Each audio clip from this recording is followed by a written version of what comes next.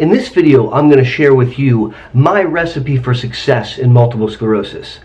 Quite literally, I'm going to share with you the key elements to optimizing someone with MS, to making them the most awesome version of them possible despite having the disease, to increase the likelihood of NEDA, no evidence of disease activity, and CDI, confirmed disability improvement.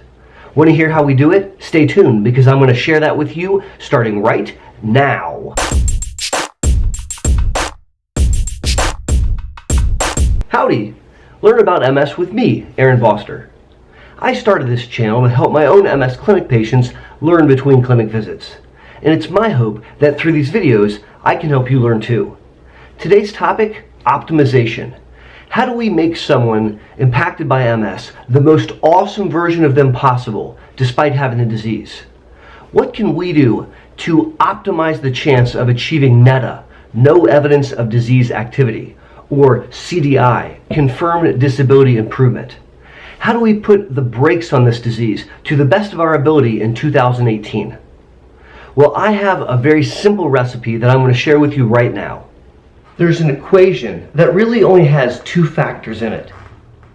Step number one, the early application of highly effective medicine. I'm talking about starting the most effective medicine that you're comfortable with as early as humanly possible and sticking with it forever. That means early diagnosis, early initiation of treatment, and not going through an escalation model where you're allowed to fail lower efficacy drugs before escalating to the most effective option.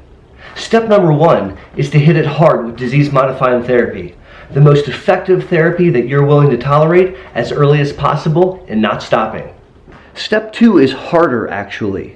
It involves adopting and living a healthy lifestyle. We have to minimize alcohol, drugs, and we have to avoid tobacco. We have to commit to exercise quite literally as part of our lifestyle. We have to eat clean. Now, this may sound kind of airy-fairy or just something that someone might say, but I'm citing evidence, literature that suggests that supplementing vitamin D, staying physically active, staying physically fit, avoiding tobacco smoke, and minimizing cardiovascular risk factors such as obesity, hypertension, high cholesterol, diabetes, results in slowing down the disease process.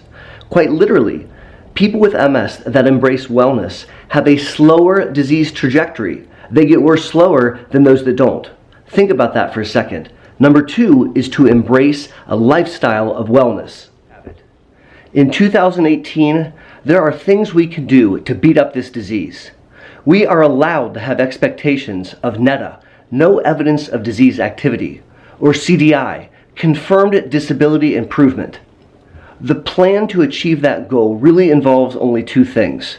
Number one, the early application of highly effective medicine, making sure it's working and not stopping. And number two, in literally embracing wellness as part of your lifestyle, with exercise as a daily part of your routine, eating clean, avoiding tobacco smoke, and supplementing low levels of vitamin D. Next video, thank you for learning about MS with me, Boster. And I would love to hear from you. What do you think of my equation to success? Leave your comments and your questions down below. And until my next video, take care.